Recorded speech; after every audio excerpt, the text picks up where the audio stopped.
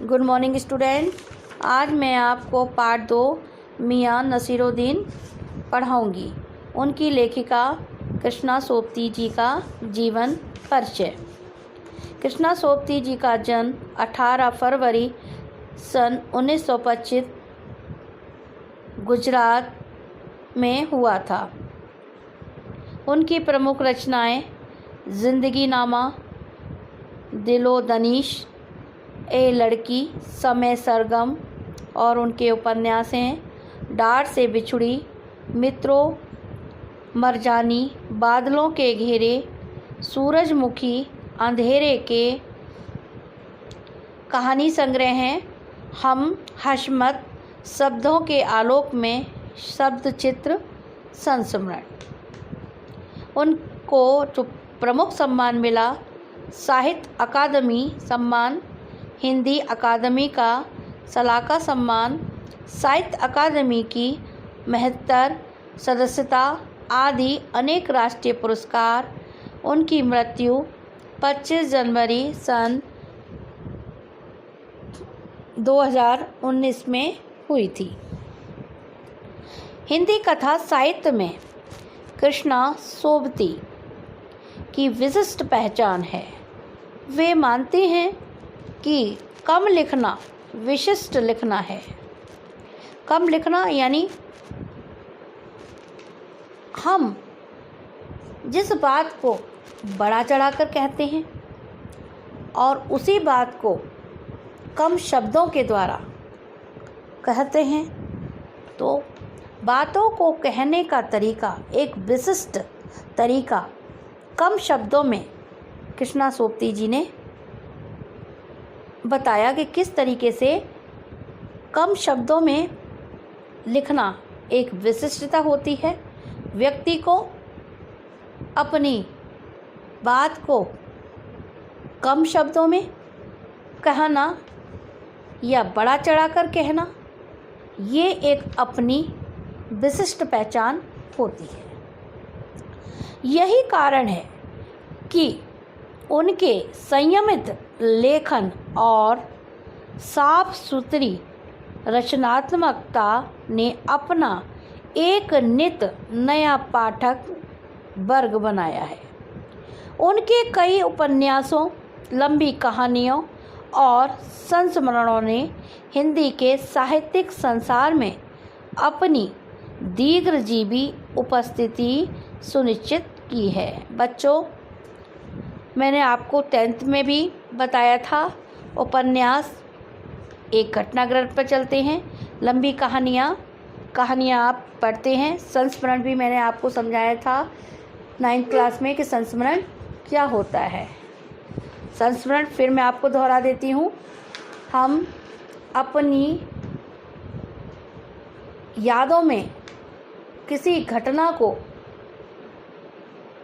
किसी के लिए समर्पित भाव से प्रेरणा के द्वारा लिखते हैं, वह संस्मरण की श्रेणी में आता है। कहने का तात्पर्य इस प्रकार है कि संस्मरण वो लेख है जिसे हमारी यादों में, हमारे मन में कोई ऐसी अचूक घटना समा जाती है और उनके बारे में हम लिखते हैं, वह हमारे जीवन में एक संस्मरणात्मक लेख बन जाता है। हिंदी के साहित्यिक संसार में अपनी दीर्घजीवी उपस्थिति सुनिश्चित की है। कृष्णा सोबती जी ने हिंदी के साहित्यिक संसार में अपनी दीर्घजीवी उपस्थिति सुनिश्चित की। उन्होंने हिंदी साहित्य को कई ऐसे यादगार चरित्र दिए हैं जिन्हें अमर कहा जा सकता है, जैसे मित्रों, सहानी, हशमत आदि।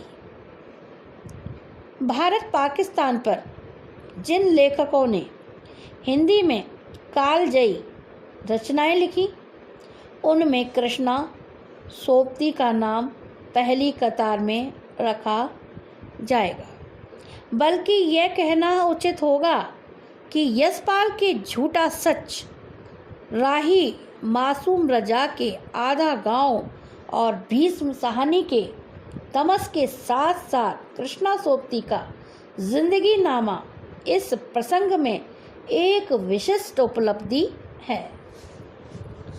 संस्मरण के क्षेत्र में हम हशमत शीर्षक से उनकी कृति का विशिष्ट स्थान है, जिसमें अपने ही एक दूसरे व्यक्तित्व के रूप में उन्होंने हशमत नामक चरित्र का सृजन कर एक अद्भुत प्रयोग का उदाहरण प्रस्तुत किया है। कृष्णा जी के भाषिक प्रयोग में भी विविधता है। उन्होंने हिंदी की कथा भाषा को एक विलक्षण ताजगी दी। संस्कृत निष्ठ तत्समता, उर्दू का बागपन, पंजाबी की जिंदादिली, ये सब एक साथ उनकी रचनाओं में मौजूद हैं। मियाँ नसीरुद्दीन शब्द चित्र हम हशमत नामक संग्रह से लिया गया है। किससे लिया गया है बच्चों? हम हशमत नामक शब्द चित्र से लिया गया है। इसमें खानदानी नानबाई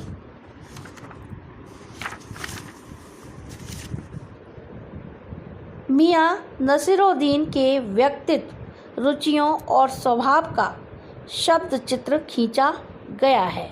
नानबाई क्या होता है, पहले आप इसको समझिए। नानबाई तरह तरह की रोटी बनाने बेचने का काम करने वाला। नानबाई तरह तरह की रोटी बनाने बेचने का काम करने वाला, उसको नानबाई कहा गया है। मियाँ नसीरुद्दीन अपने मसीहाई अंदाज से रोटी पकाने की कला और उसमें अपने खानदानी महारत को बनाते हैं। वे ऐसे इंसान का भी प्रतिनिधित्व करते हैं जो अपने पेशे को कला का दर्जा देते हैं और उनके सीखने को असली हुनर मानते हैं। मियाँ नसीरुद्दीन खानदानी नानबाई का कार्य करते थे। दूसरी बात,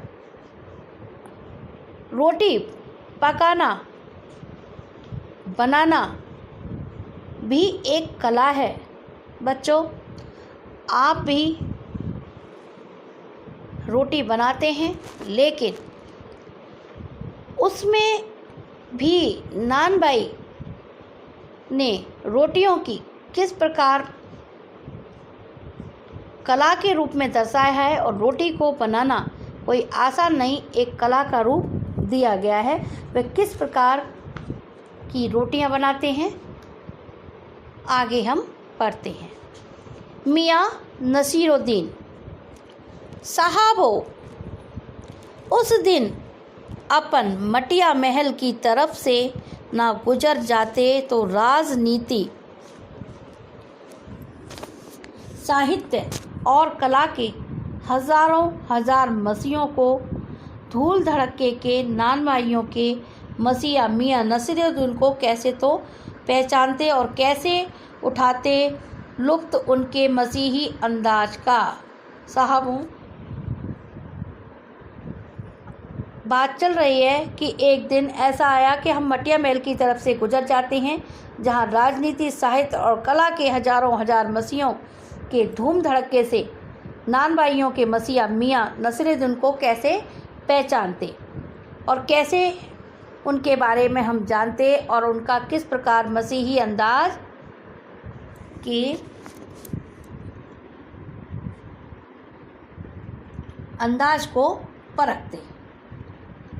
हुआ यह है कि हम एक दोपहरी जामा मस्जिद के आड़े पड़े मटिया महल के गढ़ैया मोहल्ले की ओर निकल गए। जामा मस्जिद के पास में एक मटिया महल है, वहाँ एक मोहल्ला है, उसकी तरफ निकल गए।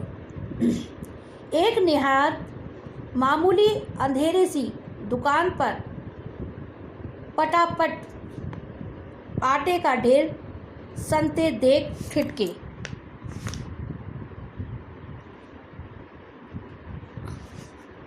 आटे का ढेर यानी आटा किस तरीके से मला जाता है यह आपने भी देखा है, और एक आटे को बहुत अधिक मात्रा में हम मलते हैं तो वहाँ आटे के ढेर को देखकर ठिठक पड़े।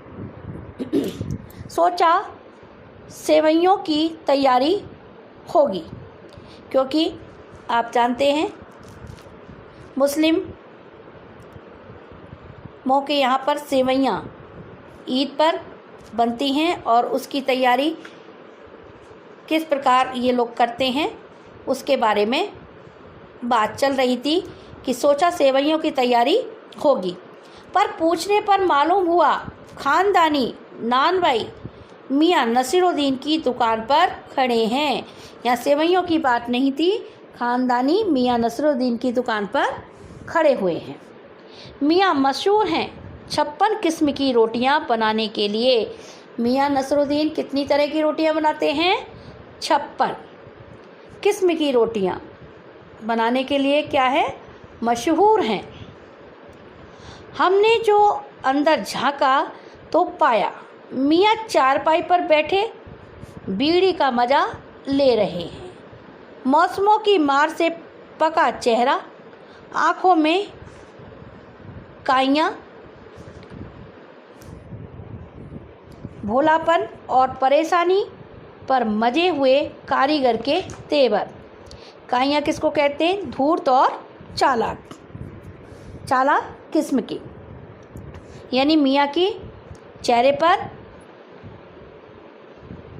बुढ़ापा भी झलक रहा है, काइयाँ भी हैं, चालाक भी हैं, भोलापन और जब परेशानी आती है वह भी उनके चेहरे पर झलक उठती है। जिस प्रकार एक कारीगर के चेहरे पर परेशानी आती है, यानी कोई भी कार्य हम करते हैं उसमें नफ़ा नुकसान होता है तो हमारे खुद के तेवर अंदाज बदल जाते हैं। किस प्रकार से नान भाई मियाँ नसीरुद्दीन की। हमें गाहक समझ मियाँ ने नज़र उठाई, फरमाइए। हमें क्या समझा उन्होंने? ग्राहक समझ लिया और हमारी तरफ नज़र उठाकर बोला, फरमाइए क्या चाहिए आपको। झिझक से कहा, आपसे कुछ एक सवाल पूछने थे। आपको वक्त तो मियाँ नसीरुद्दीन ने पंचहजारी अंदाज से सिर हिलाया।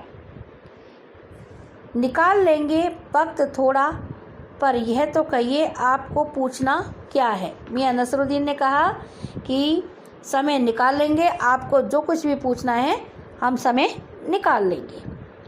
फिर घूर कर देखा और जोड़ा, मियाँ कहीं अखबार नवीस तो नहीं है। अखबार नवीस किसको कहते हैं? पत्रकार। मियाँ ने सोचा कहीं ये पत्रकार तो नहीं है, यह तो खोजियों की भी खुराफात है। ये इस तरीके की बात कर रहे हैं, कहीं ये पत्रकार तो नहीं है, ये तो खोजबीन कर रहे हैं। हम तो अखबार बनाने वाले और अखबार पढ़ने वाले दोनों को ही निठल्ला समझते हैं। कौन कह रहा है? मियाँ नसीरुद्दीन। हाँ, कामकाजी आदमी को हमसे क्या काम है। खैर, आपने यहाँ तक आने की तकलीफ़ उठाई है तो पूछिए क्या पूछना चाहते हैं। पूछना यह था कि किस्म किस्म की रोटी पकाने का इल्म आपने कहाँ से हासिल किया। इल्म किसको कहते हैं? जानकारी या ज्ञान। आपने कहाँ से सीखा। मियाँ नसीरुद्दीन ने आँखों के कंचे हम पर फेर लिए। आँखों के कंचे फेर लेना, हम किसी को हमसे कोई बात पूछता है और वह बात हमें अटपटी लगती है तो घूर कर देखते हैं, आँखों को टकटकी लगाकर देखते हैं। तो आँखों के कंचे फेर देना, टकटकी लगाकर उनको देखना। फिर तरेर कर बोले, तरेर कर यानी गुस्से में बोले, क्या मतलब? पूछिए साहब, नान भाई इल्म लेने कहीं और जाएगा क्या? यानी हमें कुछ आता है, हम किसी चीज़ की जानकारी लेते हैं तो क्या होता है, और फिर उसके बारे में हमसे कोई पूछता है तो हमारे अंदर भी क्या थोड़ा सा भाव बढ़ जाता है। क्या हमें किसी जानकारी की आवश्यकता है? क्या नगीना साज के पास? क्या आईना समाज के पास? क्या मीना साज के पास? या रफूगर रंगरेज या तेली तमोली से सीखने जाएंगे? क्या ये चीज़ें हम किसी से सीखने जाएंगे? क्या फरमा दिया साहब, यह तो हमारा ख़ानदानी पेशा ठहरा। ख़ानदानी पेशा, एक पीढ़ी से दूसरी पीढ़ी में हम जो कार्य को करते हैं स्थानांतरित होता है, यानी जो कार्य हमारे दादा बाबा ने किया और उस कार्य को हम आज भी कर रहे हैं तो उसको हम ख़ानदानी पेशा कहते हैं। हाँ, इल्म की बात पूछिए, हाँ जानकारी की बात पूछिए, इल्म जानकारी। तो जो कुछ भी सीखा आपने वालिद उस्ताद से ही, मतलब यह है कि हम घर से ना निकले कि कोई पेशा अख्तियार करेंगे। हम कभी घर से नहीं निकले और कोई पेशा हमने सीखा नहीं। जो कुछ बाप दादा का हुनर था वही उनसे पाया और वालिद के उठ जाने पर आ बैठे उन्हीं के ठिए पर। वालिद किसको कहते हैं? पिता। यानी हमने जो बाप दादा से सीखा, जिस कार्य को वह करते थे उसी कार्य को हमने सीखा और हमारे वालिद इस संसार से उठ जाने का मतलब मृत्यु को प्राप्त हो गए और उनके इस कार्य को हमने आगे बढ़ाया, उन्हीं के ठिए यानी उन्हीं के स्थान पर हम आ बैठे और वही कार्य हमने किया। हमने कहीं कोई ट्रेनिंग नहीं ली, किसी से इस कार्य को सीखा नहीं है। आपके वालिद प्रश्न, मियाँ नसरुद्दीन की आंखें लम्हा भर को किसी भट्टी में गुम हो गई। मियाँ नसरुद्दीन कुछ लम्हों के लिए क्या हो गए? विस्मित से हो गए। लगा गहरी सोच में है। फिर से हिलाया, क्या आंखों के आगे चेहरा जिंदा हो गया? यानी मियाँ नसरुद्दीन से प्रश्न किया गया कि आप के पिता के बारे में सोचने लगे और वह टकटकी लगाकर इस अस्मत में पड़ गए और अपने पिता के बारे में सोचने लगे। हाँ, हमने वालिद साहिब मशहूर थे। हमारे वालिद साहिब क्या थे? मशहूर थे। मियाँ बरकत शाही नानवाई गड़ैया वाले के नाम से और उनके वालिद यानी कि हमारे दादा साहिब थे आला नानवाई मियाँ कल्लन।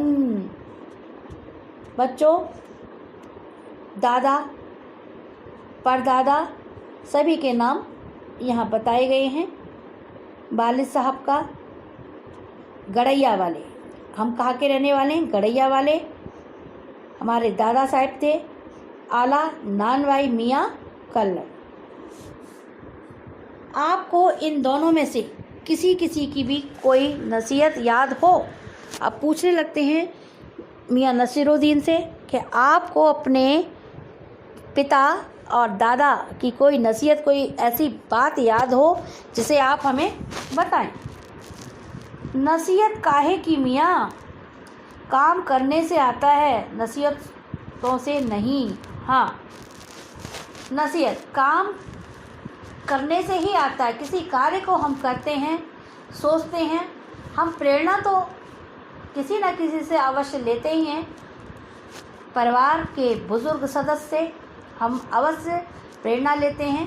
किसी कार्य को करने के लिए, लेकिन कार्य तो स्वयं ही करना पड़ता है। नसीहत तो से काम नहीं चलता, काम करने से ही किया जाता है। वज़ा फरमाया है, फरमाइए क्या कहना है। फरमाया है पर यह तो बताइए कि जब आप हमने भट्टी की ओर इशारा किया, इस काम पर लगे तो वालिद साहब ने सीख के तौर पर कुछ तो कहा होगा। आपके वालिद ने जब आप भट्टी पर कार्य करने के लिए आए तो कुछ तो आपको समझाया होगा, कुछ तो आपको कहा होगा। नसरुद्दीन साहब ने जल्दी जल्दी 2-3 कस खींचे, फिर गला साफ किया और बड़े अंदाज से बोले, अगर आपको कुछ कहलवाना ही है तो बताइए।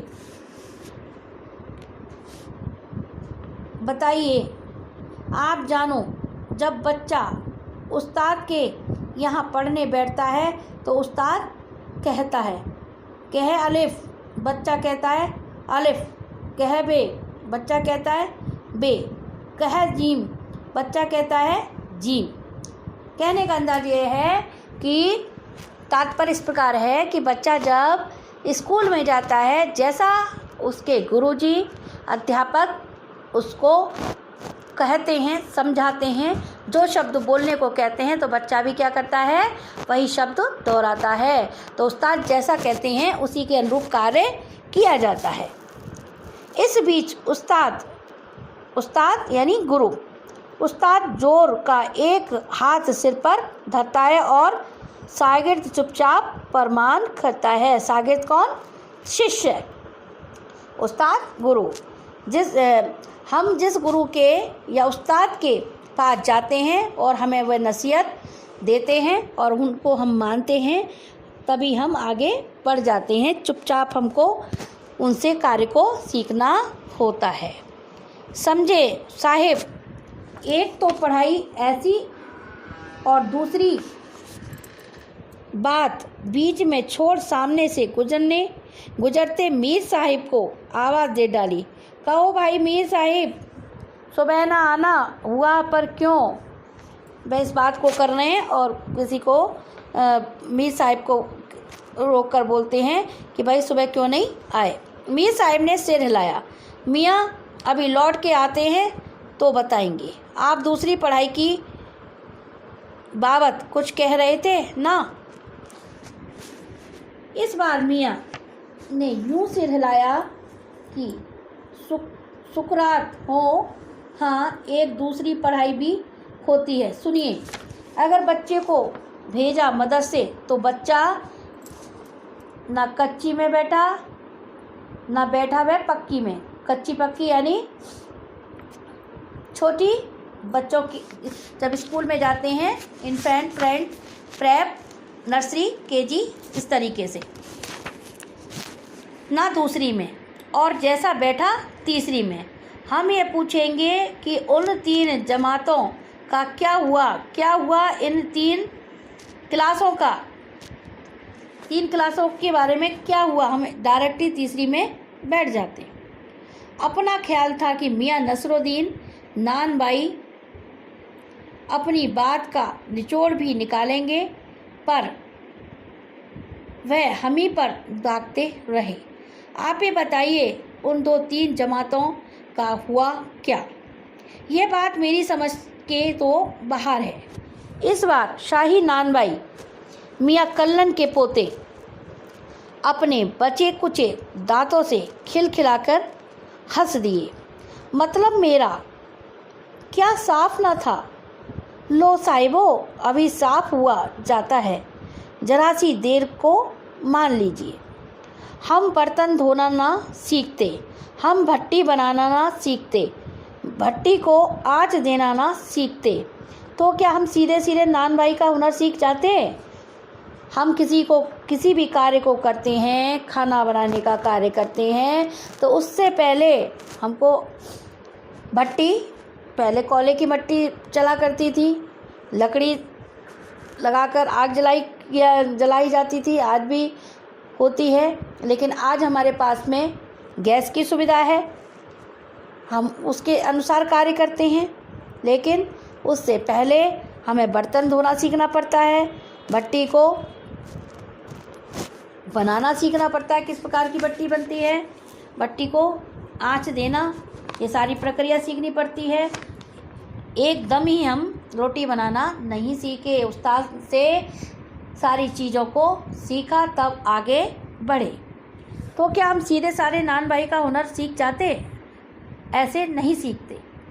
मियाँ नसीरुद्दीन हमारी ओर कुछ ऐसे देखा किए कि उन्होंने हमसे जवाब पाना हो, फिर बड़े ही मज़े अंदाज में कहा, कहने का मतलब साहिब यह है कि तालीम भी बड़ी चीज़ होती है।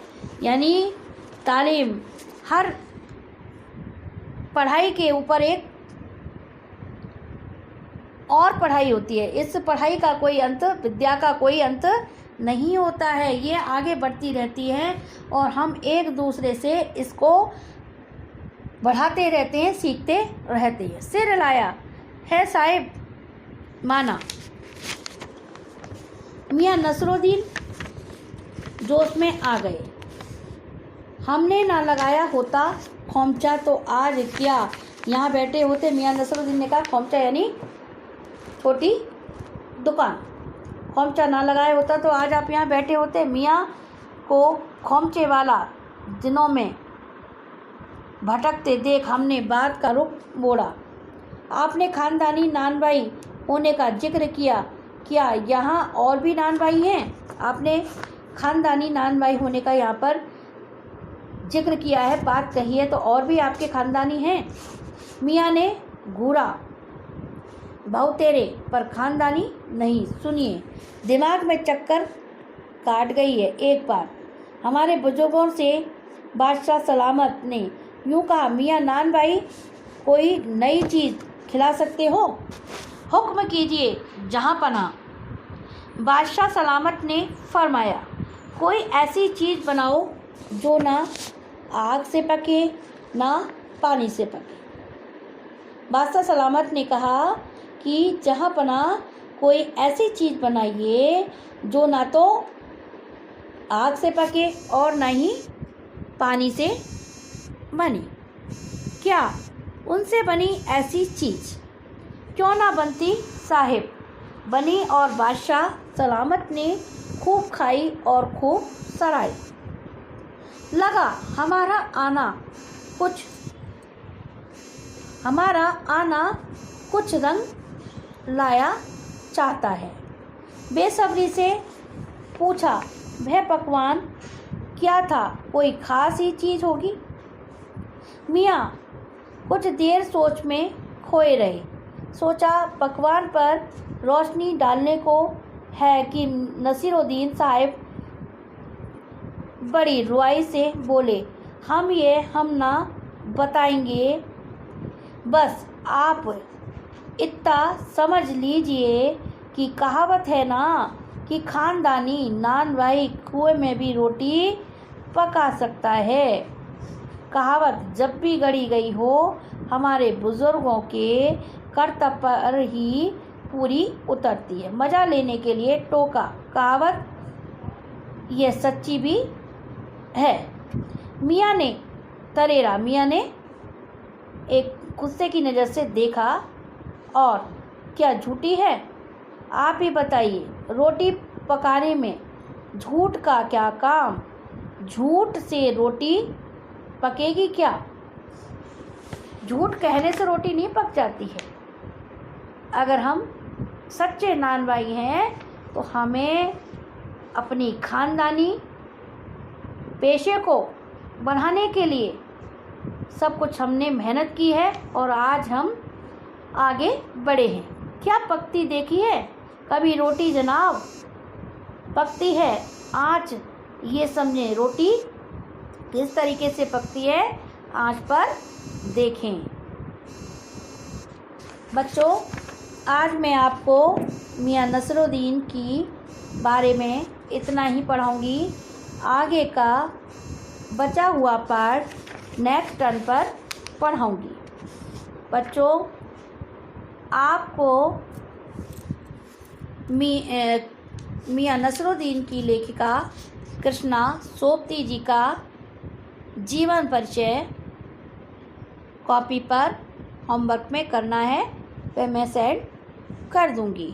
तो आप मियां नसरुद्दीन के बारे में आपने पढ़ा, ख़ानदानी नानबाई क्या होते हैं उसके बारे में मैंने आपको बताया, तरह तरह की रोटी बनाने वाला या बेचने वाला।